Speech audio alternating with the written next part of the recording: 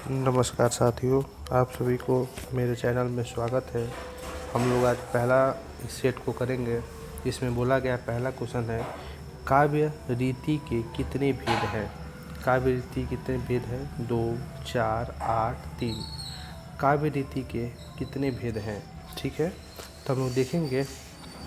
तो आचार्य वामन द्वारा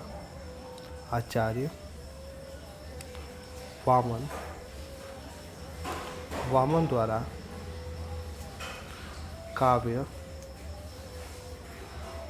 रीति के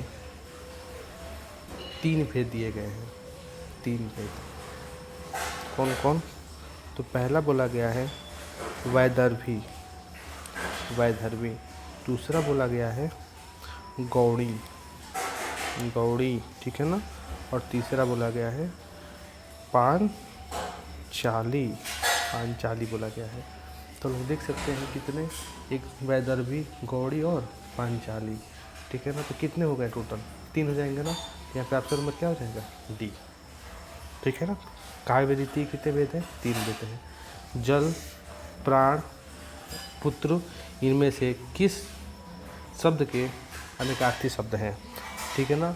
जल यानी जीवन से रिलेटेड है, प्राण जीवन से रिलेटेड है, और पुत्र ये भी देखा जाए तो जीवन से रिलेटेड है। तो इसका क्या हो जाएगा? सी, यानी जीवन इसका आंसर हो जाएगा, ऑप्शन नंबर सी। तीसरा देखते हैं हम लोग। इनमें से हार की जीत कहानी के कहानीकार कौन है? यानी हार की जीत के लेखक कौन है? हार की जीत के लेखक सुदर्शन है, ऑप्शन नंबर डी, सुदर्शन। हार जीत के लेखक सुदर्शन है, ठीक है ना। इनमें से सर्वनाम शब्द कौन सा है? ठीक है ना। इस सर्वनाम शब्द कौन है? सर्वनाम, ठीक है ना। तो बात करेंगे सर्वनाम की। सर्वनाम देखेंगे तो सर्वनाम का हम लोग जानेंगे। तो सर्वनाम का हम लोग संधि विकसित करेंगे तो सर्व प्लस नाम, यानी सबका नाम आता है। इसके कितने भेद होते हैं हम लोग जानते हैं? इसके 6 भेद होते हैं। कितने भेद होते हैं? 6। कौन कौन होते हैं? तो पुरुषवाचक और कौन सा? निजवाचक सर्वनाम। और एक तीसरा कौन सा होता है हम लोग का? प्रश्नवाचक।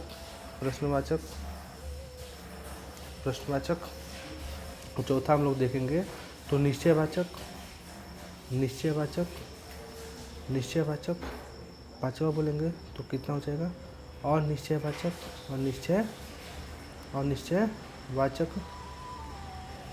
और छठा देखेंगे तो कौन सा हो जाएगा? संबंधवाचक। अब निज में क्या होता है? इसमें 2 तरीक़ा से होता है। कौन कौन होता है? तो प्रथम पुरुष, जिसे हम लोग उत्तम पुरुष, मध्यम पुरुष और अन्य पुरुष, 3 होता है इसका भेद में। जिसमें हम लोग कौन कौन आता है बता सकते हैं ऐसे में? तो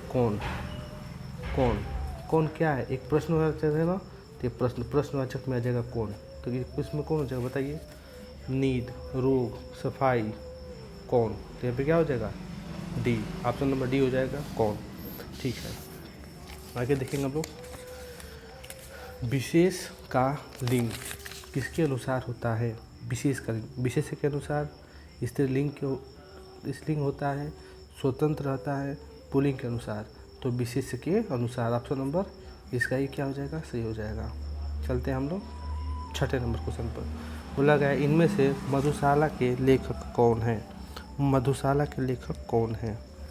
ठीक है, तो मधुशाला के लेखक किस? हरिवंश राय बच्चन, भगवती चरण वर्मा, महादेवी वर्मा और जयशंकर प्रसाद। तो मधुबाला मधु कलश ये किसके लेखक है बताइए? हरिवंश राय बच्चन के द्वारा लिखा गया है मधुबाला मधु कलश, ठीक है ना। हरिवंश राय जिसके बच्चन हो जाएंगे, इसका क्या आंसर हो जाएगा, ठीक है। चलते हम लोग इसके आगे। आदरणीय व्यक्तियों के लिए हमेशा किस वचन का प्रयोग होता है? जो व्यक्ति आदरणीय है,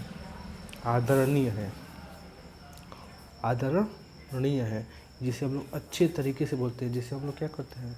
आदर का भाव देते हैं, उन्हें बोलते हैं हम लोग आप। ये सब क्या सब है? ये सब आदर देने वाला है, जिसे हम लोग हमेशा किस में बोलते हैं? बहुवचन में, क्योंकि वे आ रहे हैं, ठीक है ना। जबकि वो एक ही व्यक्ति है, पर आ रहे हैं हम क्यों बोल रहे हैं? क्योंकि वो लोग उनको आदर के भाव से देख रहे हैं, तो इसलिए वो क्या बोल रहे हैं हम लोग? वो क्या हमेशा रहेगा, हमेशा बहुवचन रहेगा। ऑप्शन नंबर इसका क्या हो जाएगा, एक वचन, बहुवचन, दोनों। तो इसमें क्या होगा, हमेशा हमेशा बहुवचन होगा। आदरणीय व्यक्ति बहुवचन हो जाएगा, ठीक है ना। इनमें से विभक्त रस का अस्थायी भाव क्या है, विभक्त रस का अस्थायी भाव क्या है, ठीक है ना। विभक्त रस का अस्थायी भाव क्या हो जाएगा, इसमें देखेंगे तो उत्साह, जुगुप्सा, शोक, घृणा, ठीक है ना। इनमें से विभक्त रस का अस्थायी भाव क्या है, तो उत्साह, जुगुप्सा, शोक, घृणा। तो क्या हम लोग बनेंगे विभक्त रस का, इसमें हम लोग को ना घृणा जैसा है, जैसे कि इसका रस देखेंगे तो कौआ खोद खोद कर मांस को खाते है, कटत है, ये सब आएगा, किस में आ जाएगा, विभक्त रस में आता है, जिसका अस्थायी भाव क्या होता है, जुगुप्सा होता है। बहुत इंपॉर्टेंट है, हमें सभी रसों का अस्थायी भाव बिल्कुल याद करके रखना पड़ेगा, ठीक है ना। तो क्या हो जाएगा, इसमें जुगुप्सा हो जाएगा, ऑप्शन नंबर इसका भी बिल्कुल सही होगा, ठीक है ना। चलिए हम लोग इसके आगे बढ़ते हैं। अब देखिए बोला गया है मातृहंता में कौन सा समास है, मातृहंता में कौन सा समास है, कर्मधारय समास, तत्पुरुष समास, बहुब्रीहि समास, द्विगु समास। तो मातृहंता, मातृहंता, मातृहंता का हम लोग संधि विच्छेद करेंगे। मातृहंता का संधि विच्छेद क्या होगा, तो मातृ धन हंता, यानी माता का हत्या करने वाला, हत्या करने वाला, माता का हत्या करने वाला। तो बताइए का कहाँ लगता है, का, के, की, किस पर लगता है, तो किस पर लगता है बता सकते हैं हम लोग, तो संबंध वाचक, सरा में पूर्ण होता है का की, ये संबंध का बताता है, तो कौन सा है, संबंध तत्पुरुष हो जाता है,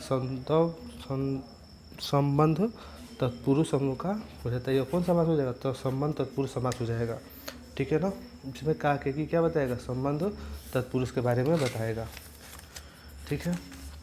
आगे बोला गया है मैं खाना खा चुका था, इन वाक्य में कौन सा भूतकालिक क्रिया का भेद है, मैं खाना खा चुका था। हमको पढ़ने से पता चल रहा है कि मैं खाना खा चुका था, यह जो क्रिया है वह बीत चुकी होगी, ठीक है ना। देखेंगे तो क्या हो जाएगा, पूर्ण भूतकाल, असामान्य भूतकाल, संदिग्ध भूतकाल, आसन्न भूतकाल। देखिए तो पूर्ण भूतकाल मतलब वह क्रिया जो पूर्ण रूप से समाप्त हो चुकी है, तो क्या हो जाएगा पूर्ण भूतकाल, यानी मैं खाना खा चुका था, यानी यह क्रिया कोई बाकी है क्या, अभी अभी घटा है, क्या इसमें संदेह है कोई, नहीं, यह पूर्णतया क्या है, घट चुका है और पीते हुए टाइम हो गया है, इसे क्या बोलेंगे हम लोग, पूर्ण भूतकाल इसका आंसर हो जाएगा। देखिए इसमें बोला गया है 11 नंबर क्वेश्चन देखेंगे हम लोग, बोला गया है इनमें से शुद्ध शब्द कौन सा है, विद्या वाचस्पति, विद्या वाचस्पति, ठीक है ना। तो इसमें हम देखेंगे तो अलग अलग हम लिखते हैं, वाचस्पति किससे लिखते हैं हम लोग, विद्या कैसे लिखते हैं, विद्या हम लोग ऐसे लिख सकते हैं, ठीक है ना। वाचस्पति कैसे लिखते हैं, वाचस्पति, तो वाचस्पति अलग, अब अलग अलग लिख लेगा तो हम लोग को थोड़ा आसानी हो जाता है समझने में, लिखने में, बस इसी को जोड़ देंगे हम लोग, विद्या वाचस्पति। ऐसा हम लोग कहाँ देखते हैं, ऑप्शन नंबर कौन सा दिख रहा है बताइए, ऑप्शन नंबर विद्या वाचस्पति, विद्या वाचस्पति, ये 100 ऐसा है ना, ये 100 ऐसा बनेगा, ठीक है ना, ये 100 नहीं रहेगा, ये 100 ऐसा बनेगा, तो कहाँ बन रहा है, मात्र एक में बन रहा है, वो क्या है 11 नंबर में का ये हो जाएगा वाचस्पति, यानी विद्या वाचस्पति, ठीक है। हम देखेंगे इसमें 12 नंबर क्वेश्चन, 12 नंबर क्वेश्चन में क्या बोला गया है, बोला गया है हिंदी शब्दकोश में कस का क्रम किस वर्ण के बाद आता है, कस, यानी ये कौन सा है, संयुक्त व्यंजन है, संयुक्त व्यंजन, ठीक है। संयुक्त व्यंजन देखेंगे तो कितने संयुक्त व्यंजन मानते हैं हम लोग, कछ, कस, त्र, ज्ञा, एक होता है स्र, ये 4 हम लोग क्या मानते हैं, संयुक्त व्यंजन मानते हैं। कस इसको पढ़ेंगे ना इस तरह पढ़ेंगे हम लोग, कस कस, यानी आधा क और पेट पड़ूगा स, यानी कस पढ़ेंगे कस, इसको तर आधा त और र तर, ज्ञ को क्या पढ़ेंगे हम लोग, ज्ञ को ज्ञ पढ़ते हैं, ज आधा ज रिय ज्ञ ज्ञ ज्ञ, और इसको स्र को क्या पढ़ेंगे हम बताइए, आधा स और र। हम लोग किसको बोला गया, कस के बारे में पूछा गया है ना, तो पहले क्या आएगा, क आएगा, उसके बाद न स आएगा, बताइए इसमें क्या हो जाएगा, ज्ञ त्र ह और क तो क्रम किस वर्ण के बाद आएगा, तो किसके बाद आएगा बताइए, क के बाद स्व है ना, यानी क वर्ग के बाद आएगा, यानी ऑप्शन नंबर क्या हो जाएगा इसका, डी इसका बिल्कुल राइट हो जाएगा। ठीक है ना। शौरसेनी अपभ्रंश से विकसित भाषाओं का सही क्रम क्या है, राजस्थानी, गुजराती, पंजाबी और बांग्ला। देखिए हम लोग आते हैं अपभ्रंश पर। अपभ्रंश कब आता है, देखिए तो पहले हम लोग अपभ्रंश की उत्पत्ति कैसे हुई, क्रम देखेंगे। तो पहले क्या होता है संस्कृत, संस्कृत के बाद क्या है हम लोग का पाली, पाली के बाद हम लोग क्या आया प्राकृत, प्राकृत के बाद हम लोग क्या आया अपभ्रंश। अब यहीं से लोग क्या लगा हम लोग का अपभ्रंश टूट कर हिंदी का, इसके बाद हिंदी आ गया। ठीक है, सीधा हिंदी हम लोग के आ गया। ठीक है, देखेंगे अपभ्रंश का ही भाग कौन है, शौरसेनी। शौरसेनी किसका भाग है, तो अपभ्रंश का ही एक भाग है, जिसमें आते हैं राजस्थानी, गुजराती और पश्चिमी हिंदी। मतलब कहाँ आते हैं ये शौरसेनी अपभ्रंश में आते हैं तीन, कौन, राजस्थानी, गुजराती और पश्चिमी हिंदी। ऑप्शन में देखते हैं कौन, तो राजस्थानी, गुजराती, पंजाबी, बांग्ला। ठीक है ना। तो हम लोग देखेंगे तो राजस्थानी और गुजराती दोनों को दो बस राजस्थानी और गुजराती है, यानी 1 और 2 होगा। तो ऐसा दिख रहा है कौन सा ऑप्शन बोल रहा है, तो ऑप्शन नंबर सी। ठीक है ना, ये कौन सा हो जाएगा, हम लोग का ऑप्शन नंबर सी सही हो जाएगा। अब आपसे पूछा जाएगा कि बताइए पंजाबी किस अपभ्रंश में आता है, पंजाबी, तो पंजाबी किस अपभ्रंश में आता है, तो पैसाची बोला जाता है या टक अपभ्रंश में आता है। ठीक है ना। बांग्ला किस में आता है हम लोग का, बांग्ला किस में आता है, बांग्ला का मागधी में आ जाता है। ठीक है ना बांग्ला। तो इसके आगे पढ़ते हैं हम लोग 14 नंबर क्वेश्चन पे। बोला गया 14 नंबर क्वेश्चन पे कि निम्न में से धड़ाक में कौन सा प्रत्यय है, धड़ाक में कौन सा प्रत्यय है, प्रत्यय कहाँ लगता है, पहले समझ में आएगा प्रत्यय कहाँ लगता है, प्रत्यय कहाँ लगता है, तो प्रत्यय हम लोग के अंत में लगता है, हम लोग को याद रखना है प्रत्यय कहाँ लगता है। सीधा 1 नंबर क्वेश्चन पूछ देता है कि प्रत्यय कहाँ लगता है, आगे लगता है कि बाद में लगता है, तो हम लोग क्या लिखेंगे बाद में, यानी अंत में लगता है। किसी शब्द के बाद में लगकर उसका अर्थ में परिवर्तन कर देता है वो क्या कहलाता है, प्रत्यय कहलाता है। अब बोला गया धड़ाक, धड़ाक का बताइए कौन से प्रत्यय, देखिए इसमें हम मूल धातु देखेंगे तो क्या है धड़ है, और धड़ में क्या जोड़ा गया, आक जोड़ा गया है, यानी इसमें देखेंगे तो क्या हो जाएगा प्रत्यय आक हो जाएगा। आक कहाँ दिया गया है, धड़ाक, आक, औंक, धड़, तो क्या हो जाएगा आक हो जाएगा। ऑप्शन नंबर बी हम लोग का सही हो जाएगा।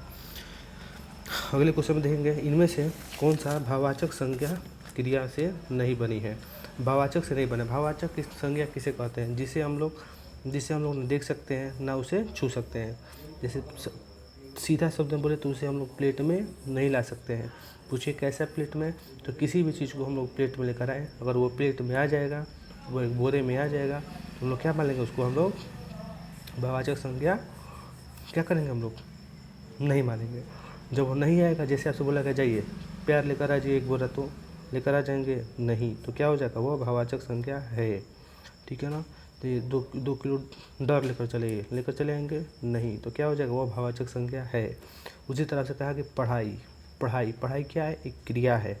ठीक है ना, क्रिया है। लड़ाई कैसे बना है, लड़ से बना है लड़ाई, तो क्या एक क्रिया है। भलाई क्या एक क्रिया है, नहीं। कमाई, तो कमाई इसमें बोला क्या बोलेंगे हम लोग, भलाई। हमें देखेंगे तो ऑप्शन क्या लगता है हमको, भलाई, सी नंबर सही हो जाएगा। ठीक है। अब देखिए इसमें आगे देखते हैं हम लोग, तो बोला गया 24 नंबर क्वेश्चन में जो बहुत मंद गति से कार्य करता हो उसके लिए निम्न में से उपयुक्त शब्द कौन सा है, मंथर, मंदाक्रांता, दीर्घसूची, अस्तवर। मंथर मतलब क्या होता है, जो बहुत मंद गति से कार्य करता है उसे क्या कहते हैं हम लोग, मंथर कहते हैं। ठीक है ना। तो मंदाक्रांता क्या होता है, मंदाक्रांता एक प्रकार का क्या है, एक अलंकार है, अलंकार नहीं से जिसे छंद में पढ़ते हैं हम लोग, छंद में। ये छंद एक प्रकार का छंद है जो धीमे गति से गाया जाता है। तो ऐसा कुछ कार्य करने के बाद क्या है ना, गाने के तो बाद क्या नहीं गया तो ये नहीं होगा। दीर्घ सूची लंबे कार्यकाल तक कार्य करेगा तो ये भी कोई मतलब नहीं होगा। अस्तवर मतलब होता है वो व्यक्ति जो किसी कार्य को जल्दी से तत्काल पूरा करे, तो क्या हो जाएगा, इसमें मंद गति का बोला गया, ना कि तेज गति का बोला गया है, तो इसमें क्या हो जाएगा, मंथर। द्विज, 17 नंबर क्वेश्चन बोला गया है, द्विज का अनेकार्थी शब्द क्या होगा। द्विज क्या बोला गया है, द्विज का अनेकार्थी शब्द क्या होगा। द्विज, द्विज हम लोग देखेंगे किसका, तो हाथी, दांत, वस्त्र, जल।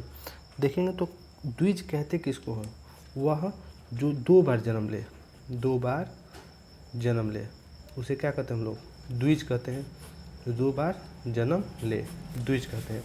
जैसे आपसे बोला जाएगा, बताइए, दांत, दांत होता है हम लोग का दांत, ये क्या होता है, एक बार हम लोग का मतलब कि एक बार जब लड़का रहता है आदमी तो दूध में दांत रहता है एक, इसी तरह जब वो टूट जाता है तो फिर एक नया दांत उगता है, वो भी टूट जाएगा तो क्या हो जाएगा, 2 बार जन्म लेता है ना, एक बार शुरुआत में फिर जन्म लेता है, फिर दोबारा एक बार जन्म लेता है, 2 बार दांत हो जाएगा।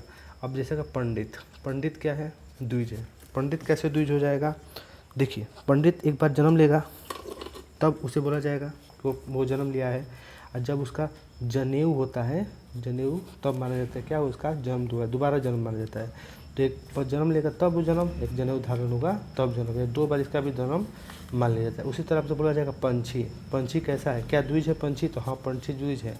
क्यों, क्योंकि जब वो अंडे से बाहर निकलता है तब एक हो जाएगा जन्म, और जब वो उड़ना शुरू करता है तब उसे माना जाता है कि फिर दोबारा क्या हो गया, वो जन्म ले लिया है, उड़ना शुरू कर दिया है, तो इन 2 जन्म को माने देखा जाएगा तो कौन हो जाएगा, द्विज में दांत, पंडित, पंछी। तो ऑप्शन में देखेंगे तो क्या, हाथी नहीं होगा, दांत, दांत होगा, इनका ऑप्शन नंबर बी सही हो जाएगा। ठीक है, इसमें बोला गया है इनमें से घोटक शब्द क्या है। घोटक शब्द क्या है, देशज है, तद्भव है, तत्सम है, विशेष विदेशज है। देशज वह शब्द जो देश में उत्पन्न हुआ हो उसे देशज कहते हैं। तद्भव उसे कहते हैं जो संस्कृत से उत्पन्न हुआ हो, वो तद्भव कहलाता है। तत्सम किसे कहते हैं, जो संस्कृत हो, तत् मतलब उसके मतलब सामान्य, संस्कृत के समान हो, तत्सम हो जाएगा। और विशेष जो विदेशी शब्द होता है उसमें, ठीक है ना। तो घोटा कैसा शब्द है, तो घोटा कैसा है, तत्सम शब्द है, क्योंकि घोटा का मतलब होता है घोड़ा, ठीक है ना। यहाँ पे हमारा दिया गया है, इस पैसेज को हल करना है गद्यांश को, तो इसको हम लोग पढ़ेंगे, और पढ़कर इसको पहले गद्यांश को हल करने के लिए, किसी गद्यांश को हल करना है, किसी भी हम लोग गद्यांश को हल करना है ना, तो पहले क्या करेंगे, हम लोग क्वेश्चन को पढ़ेंगे, प्रश्न को पढ़ेंगे, पहले प्रश्न को पढ़ेंगे, और पढ़ने के बाद ही हम लोग उस पैसेज को यानी उस गद्यांश को हम लोग पढ़ेंगे, तब जाकर हम लोग क्या हो जाए, क्वेश्चन 100% पूरा सही होने का चांस हम लोग का रहेगा, ठीक है ना। इसको हम लोग पढ़ लेंगे, ठीक है ना, बाद में, ठीक है। आगे बढ़ते हैं, वहाँ पे देखिए, तो ये भी ग्रामर का क्वेश्चन है। वाच्य, वाच्य कितने प्रकार के होते हैं, वाच्य, वाच्य बताइए कितने प्रकार के होते हैं। जिसे हम लोग वाच्य बोलते हैं हिंदी में, और इसको इंग्लिश में क्या बोलते हैं हम लोग, वॉइस बोलते हैं, वॉइस। तो वाच्य कितने प्रकार के होते हैं, वाच्य देखते हैं हम लोग तो 3 प्रकार के होते हैं। कौन कौन होते हैं, तो कर्तृवाच्य, कर्तृवाच्य होता है, ठीक है ना, कर्तृवाच्य होता है। एक होता है हम लोग का कर्मवाच्य, एक होता है हम लोग का भाववाचक, भाववाचक। कर्मवाचक, कृतवाचक मतलब कर्ता करता है, कर्म तो कर्म पर जोर दिया जाता है। भाववाचक में जहाँ पे असमर्थता का बोध कर नकारात्मक देव क्या हो जाएगा, भाववाचक हो जाता है, ठीक है। देखिए तो कितना हो जाएगा, पूछा गया है वाच्य के कितने प्रकार होते हैं, तो वाच्य के कितने प्रकार होते हैं, तो 3 प्रकार होते हैं, ठीक है ना। अब पूछा गया है 35 नंबर क्वेश्चन, अल्पायु में कौन सा प्रत्यय है, अल्प आयु में, इसको तोड़ेंगे तो अल्पायु लिखा गया है ना, अल्पायु, अल्पायु, ठीक है ना, अल्पायु है। अल्पायु में कौन सा प्रत्यय क्या है अल्पायु में, तो हम लोग देखें अल्प, अल्प मतलब छोटा, आयु मतलब क्या हो जाए, उम्र, तो हम लोग अलग तो अलग तोड़ दिए, अल्प और आयु। तो इसमें बताइए क्या पूछा गया, प्रत्यय क्या है, तो इसमें क्या हो जाएगा, आयु, ऑप्शन नंबर सी इसका सही हो जाएगा। इसमें बोला गया है निम्न में से कौन सा प्रकार वर्तमान काल का नहीं है, ठीक है ना, वर्तमान काल का वो कौन सा प्रकार नहीं है। तो पूछा जाएगा आपसे कि वर्तमान काल के कितने भेद होते हैं, तो पहले ये बताइए वर्तमान के भेद कितने होते हैं, वर्तमान के भेद कितने होते हैं, पहले हम लोग जाएंगे तो वर्तमान के कुल 6 भेद होते हैं, ठीक है ना। 6 भेद में देखेंगे हम लोग कौन कौन सा भेद होता है। तो पहला हम लोग देखेंगे सामान्य वर्तमान काल, सामान्य वर्तमान काल, वर्तमान काल, ठीक है ना। दूसरा हम लोग देखेंगे तो अपूर्ण वर्तमान काल, अपूर्ण वर्तमान काल। तीसरा हम लोग देखेंगे तो संदिग्ध वर्तमान काल, संदिग्ध वर्तमान काल, ठीक है ना। चौथा देखें हम लोग तात्कालिक वर्तमान काल, तात्कालिक वर्तमान काल। पांचवा हम लोग देखेंगे तो संभाव्य वर्तमान काल, संभाव्य वर्तमान काल, संभाव्य वर्तमान काल। और छठवां देखेंगे तो पूर्ण वर्तमान काल, पूर्ण वर्तमान काल। तो हम लोग का इस वर्तमान काल कितने पद हो गए? 6 हो गए। तो देखते हैं हम लोग कौन कौन सा। सामान्य वर्तमान काल, सामान्य वर्तमान काल दिया गया है। संभाव्य वर्तमान काल, संभाव्य वर्तमान काल दिया गया है। आसन्न भूतकाल, आसन्न भूतकाल, वर्तमान काल का बात है, भूतकाल का नाम दे दिया गया है। ऑप्शन नंबर सी इसका नहीं होगा, यही सही इसका आंसर होगा, ठीक है ना। बोला गया है मूल अकर्मक धातुओं के साथ प्रत्यय जोड़कर बनाई गई क्रिया कौन सी धातु कहलाएगी? मूल अकर्मक धातुओं के साथ प्रत्यय जोड़कर बनाई गई क्रिया कौन सी धातु कहलाती है? तो उसका नाम क्या आता है? सांधित सकर्मक धातु कहलाती है, ठीक है ना। सांधित सकर्मक धातु कहलाती है, ठीक है ना। चलते हम लोग आगे बढ़ते हैं। चलिए, इसमें क्या बोला गया है कि आजीवन, सॉरी ऊपर वाला 26 नंबर क्वेश्चन बोला गया निम्नलिखित में से कौन सा उपसर्ग उर्दू का नहीं है? उर्दू का खुश, क्या खुश कैसा शब्द है? उपसर्ग उर्दू का, हाँ। खुश में क्या होता है देखते हैं हम लोग। तो खुश मिजाज आपसे बोला जाएगा, खुश मिजाज, खुश मिजाज, तो क्या हो जाएगा? ये उपसर्ग हो जाएगा, उर्दू शब्द हो जाता है, ठीक है ना। खुश मिजाज, खुश दिल, खुश दिल, ये सब क्या हो जाएगा? उर्दू शब्द हो जाएगा। कम कम अक्ल, कम अक्ल हो जाएगा, कम वक्त हो जाएगा, ये सब क्या हो जाएगा? उर्दू शब्द हो जाएगा। ऊन इसमें नहीं आता है, ऊन संस्कृत में आता है, ठीक है ना। तो इसमें क्या हो जाएगा? ऊन शब्द क्या हो जाएगा? संस्कृत शब्द आ जाएगा। तो इसमें गैर समुदाय, ये सब क्या हो जाएगा? उर्दू हो जाएगा। देखिएगा तो इसमें कौन सा नहीं होगा? तो इसमें ऑप्शन नंबर सी नहीं होगा। देखिए 27 में क्वेश्चन क्या बोला गया है? आजीवन में कौन सा समास है? आजीवन में कौन सा समास है? याद रखेंगे हम लोग। आजीवन कैसे देखेंगे हम लोग? देखिए अव्ययी भाव को पहचानते कैसे? अव्ययी भाव को पहचानते कैसे हैं? अव्ययी भाव को मतलब क्या? सीधा हम लोग देखेंगे तो उसमें उपसर्ग रहे, क्या है इसमें? जैसे बोला क्या है ना यहाँ पे आजीवन ना, तो आजीवन में क्या देखा? तो इसमें उपसर्ग लगा रहता है, उपसर्ग लगा रहता है इसमें। वो हम लोग तोड़ेंगे तो क्या हो जाएगा? इसमें प्रत्यय भी लगा रहता है, प्रत्यय भी लगा रहता है। उपसर्ग और प्रत्यय पर तोड़ेंगे तो निकल जाते हैं। जैसे आजीवन, आ धन जीवन, देखिए आ क्या है? इसमें प्रत्यय उपसर्ग है ना, उपसर्ग लगा हुआ है, तो कौन सा समास हो जाएगा? अव्ययी भाव समास हो जाएगा, ठीक है ना। इसमें बोला गया है आगे क्वेश्चन पे 28 नंबर क्वेश्चन, इनमें से कौन सी बोली उदासीन आकार बहुला है? ठीक है ना। बघेली, ब्रज, कनौजी, बुंदेली, ठीक है ना। तो इसमें देखेंगे हम लोग तो जो ब्रज भाषा है उसे क्या बोला जाता है? उदासीन आकार बहुला बोला जाता है, ठीक है ना। ऑप्शन नंबर बी सही हो जाएगा। इसे बोला गया है निम्न में से किस भाषा की मुख्य बोली विष्णुपुरिया है? निम्न में से इनमें से किस भाषा की मुख्य बोली विष्णुपुरिया है? ठीक है ना। तो विष्णुपुरिया बात आ गया यहाँ पे विष्णुपुरिया की। तो विष्णुपुरिया कहाँ बोली जाती है? तो ये बोली जाती है मणिपुर में, मणिपुर में बोली जाती है। ये बोली जाती है असम में बोली जाती है, असम में। बांग्लादेश में बोली जाती है, बांग्लादेश में बोली जाती है, ठीक है ना। हम लोग देखेंगे तो त्रिपुरा में, जब देख लो हम लोग देख रहे हैं ना, ये सब कौन सा नॉर्थ ईस्ट स्टेट है, ठीक है ना, यानी उत्तरी पूर्वी राज्य है, उत्तर पूर्वी राज्य है सब। तो यहीं पे बोली जाती है। देखते हैं कौन सा, उड़ीसा नहीं, बांग्ला नहीं, कौन? गुजराती और आसामी। तो इसमें क्या हो जाएगा? ऑप्शन नंबर डी आसामी हो जाएगा, ठीक है ना। अब इसमें पूछा गया अगले क्वेश्चन में निम्न में से कली कथा बाया बाईपास उपन्यास के रचनाकार कौन है? मैत्रेयी, पुष्पा, अलका, सरावगी, महुआ माझी जयप्रकाश कंधर्म। तो किसका नाम लिखेंगे तो हम लोग अलका सरावगी द्वारा क्या लिखा गया है, कली कथा बया बाईपास। ठीक है ना। 31 नंबर क्वेश्चन, इनमें से पार्थिव शब्द के किस उपयुक्त पार्थिव शब्द के लिए उपयुक्त वाक्य क्या होगा। यानी पार्थिव हम लोग देखते हैं सीधा बोलते हैं पार्थिव शरीर पार्थिव स्व, हम लोग देखते हैं पेपर में पढ़ते हैं लिखा रहता है। इसका मतलब क्या होता है, सीधा मतलब वह शरीर जो मिट्टी में ख़त्म हो जाएगी। सीधा शब्द में समझे तो देखिए तो क्या इसका दिया गया ऑप्शन में, जिसका संबंध मनुष्य से हो नहीं, जिसका संबंध ईश्वर से हो नहीं, जिसका संबंध प्रथा से हो नहीं, जिसका संबंध पृथ्वी से हो। तो क्या हो जाएगा इसमें, जिसका संबंध पृथ्वी से हो तो क्या हो जाएगा, सही हो जाएगा। हम लोग चलते हैं 32 नंबर क्वेश्चन की तरफ। इसमें बोला गया है विरोधाभास अलंकार निम्नलिखित में से किस अलंकार की श्रेणी में आता है। विरोधाभास अलंकार, हम लोग देखेंगे अलंकार कितने प्रकार के होते हैं।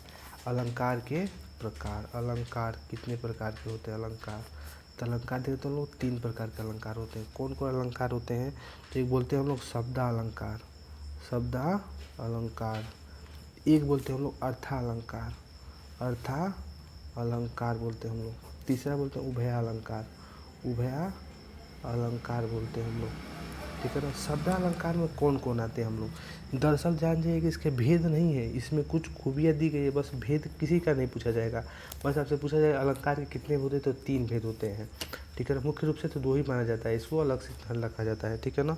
देखिए तो शब्द अलंकार में कौन होता है, अनुप्रास, अनुप्रास कौन सा अलंकार है, तो शब्द अलंकार। यमक कैसा अलंकार है, तो यह कैसा यमक कैसा है, तो हम लोग का शब्द अलंकार है। श्लेष, श्लेष है ना, श्लेष कैसा अलंकार है बताइए, श्लेष, श्लेष तो कैसा अलंकार, यह एक शब्द अलंकार है। ठीक है ना। आपसे पूछे अर्थालंकार कौन सा था, हम लोग सुने हैं उपमा अलंकार, उपमा अलंकार, रूपक अलंकार, रूपक अलंकार, उत्प्रेक्षा अलंकार, उत्प्रेक्षा अलंकार हम लोग जानते हैं, उत्प्रेक्षा अलंकार जानते हैं हम लोग। विरोधाभास, विरोधाभास, विरोधाभास अलंकार। ठीक है ना। और मानवीकरण, मानवीकरण यानी मानवीकरण मतलब बोलता है कि लहर का पानी मतलब कि उठ रहा है, चांद डूब रहा है, ऐसा कुछ मानवीय क्रिया की जाती है निर्जीव द्वारा मानवीय क्रिया करना, तो क्या हो जाए मानवीय अलंकार में जाता है। ठीक है ना। उत्प्रेक्षा में सास ऐसी सरिस आता है, ये सब आता है इसमें। ठीक है ना। इसी तरह जहाँ पे विरोधा का भाव समय हो, तो बताइए कौन सा अलंकार है यहाँ पे, अर्थालंकार। जैसे पूछे क्या पूछा गया है, विरोधाभास अलंकार निम्नलिखित में से किस अलंकार की श्रेणी में आता है। अर्थालंकार शब्दालंकार, तो क्या जाने हम लोग अर्था अलंकार में आता है। ठीक है। अब इसमें बोला गया है कृष्ण सोबती को साहित्य अकादमी पुरस्कार उनकी किस कृति पर दिया गया है। कृष्ण सोबती को साहित्य अकादमी पुरस्कार किस कृति पर दिया गया है। ठीक है ना। ऑप्शन नंबर दिया गया है पहला दिलो दानिश 1993, समय सरगम 2000 ईस्वी, जिंदगी नामा 1779, सूरजमुखी अंधेरे में 1958। इसमें देखेंगे तो कौन सा, तो जिंदगी नामा, जिंदगी नामा 1989, और कहीं 80 लिखा रहता है ना, इसके लिए क्या दिया गया इनको, साहित्य अकादमी पुरस्कार दिया गया है, साहित्य अकादमी पुरस्कार दिया गया है, अकादमी पुरस्कार दिया गया है इनको। ठीक है ना। जिंदगी नामा के लिए। ठीक है ना। अब देखेंगे तो ये कैसा है तुम लोग का, आगे देखें तो दिलो दानिश किसने लिखा है, दिलो दानिश कृष्ण सोबती जी ने लिखा है। ठीक है ना। दिलो दानिश कृष्ण सोबती कविता है यह, दिलो दानिश, दिलो दानिश क्या एक कविता है, कविता है। ठीक है ना। उसी तरह से पूछा जाएगा समय सरगम क्या है, समय सरगम किन के द्वारा लिखा गया समय सरगम, तो लिखा गया है कृष्ण सोबती के द्वारा ही लिखा गया है। यह एक क्या है, उपन्यास है, उपन्यास है। ठीक है ना। यह उपन्यास है, कौन, समय सरगम। ठीक है ना। आगे बोला गया है सूरजमुखी अंधेरे सूरजमुखी अंधेरे 1958। यह किन के द्वारा लिखा गया है? तो किस विभूति के द्वारा लिखा गया है? यह कैसा है? तो यह भी क्या है? उपन्यास है, उपन्यास है। ठीक है ना। आगे बढ़ते हम लोग, चलते हैं। बोला क्या है? इनमें से अभिनव गुप्त का प्रमुख दार्शनिक मत क्या है? अभिनव गुप्त का दार्शनिक मत क्या है? तो शैव, वेदांत, मीमांसा, सांख्य। तो उनका क्या है? शैव। ऑप्शन नंबर क्या हो जाएगा? ए सही हो जाएगा। ठीक है ना। अब देखेंगे 35वां क्वेश्चन। एक हाथ से ताली नहीं बजती, मुहावरे का क्या अर्थ है? झगड़े में दोनों पक्ष दोषी होते हैं, हर बात पर ताली नहीं बजाती, एक काम करने के लिए दोनों हाथों की जरूरत होती है, अकेला आदमी झगड़ा नहीं करता। तो ऑप्शन नंबर कौन सा अच्छा लग रहा है हमको? तो ए नंबर। क्यों? क्योंकि झगड़े में दोनों पक्ष दोषी होते हैं, यानी एक हाथ ताली नहीं बजती, यानी ऑप्शन नंबर क्या हो जाएगा? ए सही हो जाएगा। इसमें बोला गया है द्रुत विलंबित में गणों का क्रम क्या होता है? तो इसमें देखेंगे पहला दिया गया रगड़, नगड़, भगड़, भगड़, नगड़, भगड़, रगाड़, भगड़, नगड़, भगड़, भगड़, रगड़। तो क्या होता है बताइए? द्रुत विलंबित के गणों का क्रम क्या होता है? भगड़, नगड़, रगड़, भगड़। तो ऑप्शन नंबर क्या हो जाएगा इसका? सही हो जाएगा सी, नगड़, भगड़, भगड़, रगड़। ठीक है ना। ऑप्शन नंबर इसका सी हो जाएगा सही। 36 का सी हो जाएगा। 37 बोला गया है उपविराम का चिन्ह निम्न में से कौन सा है? उपविराम का चिन्ह निम्न में से कौन सा है? उपविराम का चिन्ह निम्न में से कौन सा है? तो उपविराम का किसे बोलते हैं हम लोग? ए नंबर। ऑप्शन नंबर 2 बिंदु लगाए ना, ये क्या है? उपविराम का चिन्ह है। ठीक है ना। इसमें बोला गया है निम्न में से कौन सा शब्द आकाश का पर्ववाची है? निम्न में से कौन सा शब्द आकाश का पर्ववाची है? आकाश का पर्ववाची कब आता है? तो आकाश का पर्ववाची किसमें देखेंगे तो कौन कौन सा आकाश का पर्ववाची हो जाएगा? चलो लोग बोलते हैं नभ। नभ किसका है? आकाश का। अंतरिक्ष, अंतरिक्ष किसका है? आकाश का। व्योम, व्योम किसका है? आकाश का। आसमान किसका है? आकाश का। शून्य भी बोलते हैं इसको, शून्य। धौ भी बोलते हैं उसको, अनंत भी बोलते हैं इसको, अनंत। ठीक है ना, अनंत। इसमें देखो तो क्या दिया गया है? व्योम, धरा, तम, इनमें से कोई नहीं। तो तम मतलब अंधेरा होता है, धरा मतलब धरती का होता है, व्योम मतलब ये आकाश का होता है। तो इसमें क्या हो जाएगा? ऑप्शन नंबर ए सही हो जाएगा। 39वां क्वेश्चन देखिए। विखंडनवाद का सिद्धांत निम्नलिखित में से किसने दिया है? रामचंद्र शुक्ल, प्लूटो, भारतेंदु हरिश्चंद्र, देरिदा। तो बताइए विखंडनवाद का सिद्धांत किसने दिया है? तो कौन दिया है? एक थे फ्रांसिस दार्शनिक थे, उनका नाम था जाक देरिया। जाक देरिया, देरिया नहीं सॉरी, जाक देरिया नहीं, देरिदा, देरिदा। ये क्या थे? का फ्रांसिस दार्शनिक थे, दार्शनिक थे फ्रांसिस दार्शनिक थे। कौन? जाक देरिदा। उन्होंने क्या किया? विखंडनवाद का सिद्धांत दिया है। ठीक है ना। अब 40वां क्वेश्चन। इनमें से कौन सा शब्द सरल का विलोम है? सरल, सरल मतलब सीधा होता है, तो इसका विलोम सर्पीला, घुमावदार, जटिल, वक्र। तो इसका क्या हो जाएगा? सरल क्या होता है? विलोम जटिल होता है। ठीक है ना। वक्र क्या होता है? का वक्र का मतलब टेढ़ा, टेढ़ा होता है ना, उसका सीधा हो जाएगा। घुमावदार और सीधा सर्पीला का भी मानेंगे तो सीधा हो जाएगा। ठीक है ना। सब समाप्त। ठीक है ना। धन्यवाद।